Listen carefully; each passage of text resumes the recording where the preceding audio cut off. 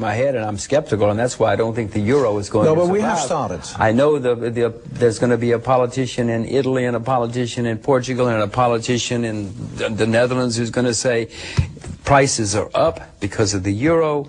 It's all of Brussels' fault, and I got to get out of this. No, look, but I think it has started. How much time does Europe have, and how long will it take? Two different questions.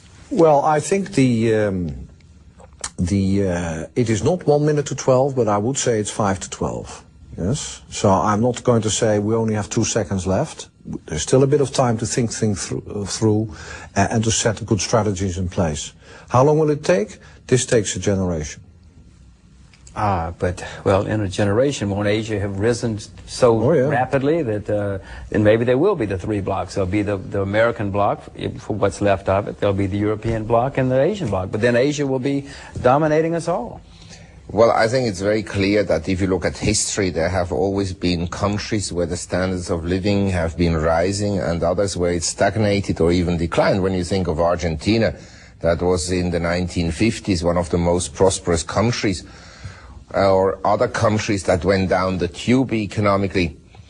I'm sure that compared to Asia, obviously the standards of living in Europe and in the United States will not rise at the same pace or will probably decline in absolute terms.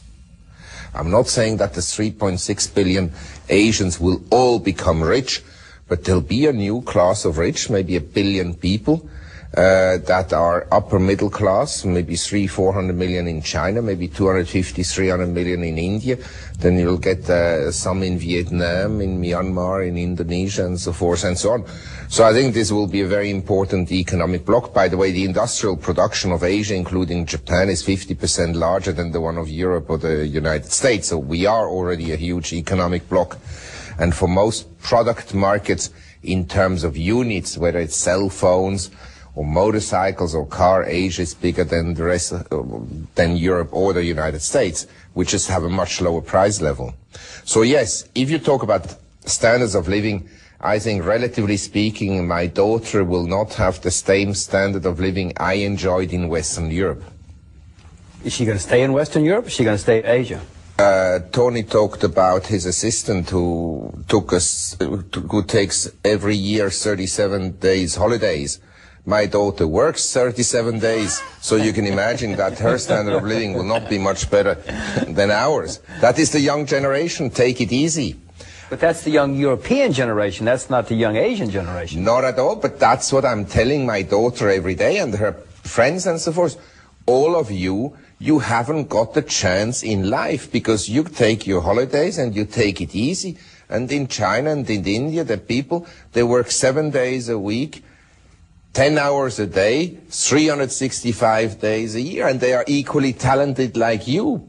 Equally. There are a million Chinese that have any kind of talent you find. Look, the world doesn't owe Europe anything.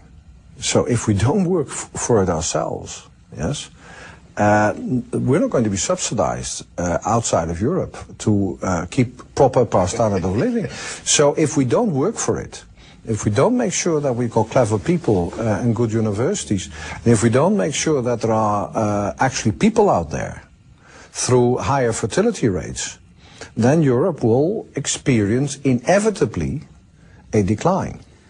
I don't see immigration, I don't see fertility rates, I don't see the change coming. So from everything I've heard from the two of you, I should not move to Europe, I should move to Asia, and my daughter should learn Chinese and should not learn German or English. I think my advice with you, come and live in Amsterdam.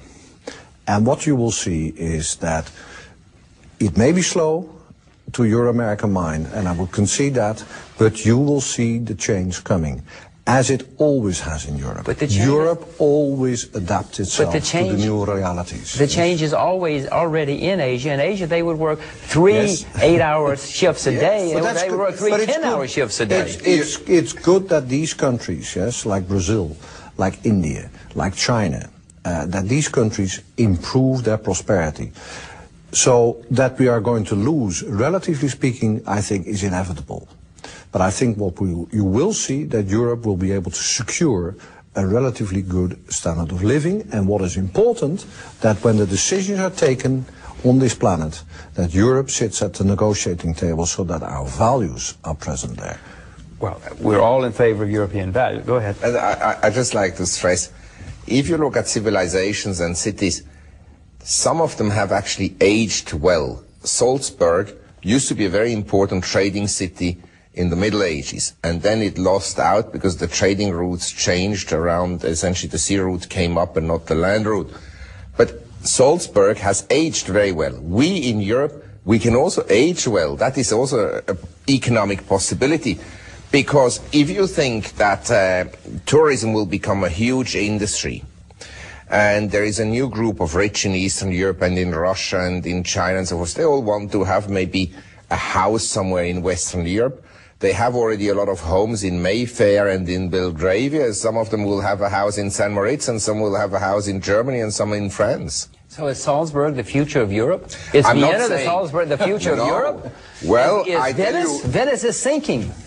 Well, Venice is sinking possibly, but it survived remarkably well over the centuries. I don't know many cities, industrial cities like Manchester, they haven't survived as well as Venice or Salzburg. But point taken.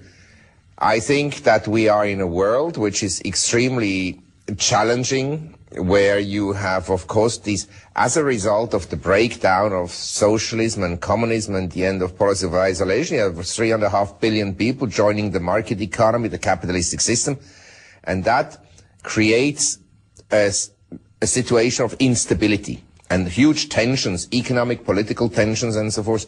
But in general, I think there are great opportunities, and especially also for Europe. But if things get worse, and you said that they may get worse before they get better, and I certainly think they're going to get worse before. I think these new 10 are going to cause you a lot more problems than the two optimists think they are. If things get worse, won't the populists then say, and won't some of those populists take power? In Italy, Berlusconi is the prime minister now, and he is already bashing Brussels and the euro. He should bash Brussels, by the way.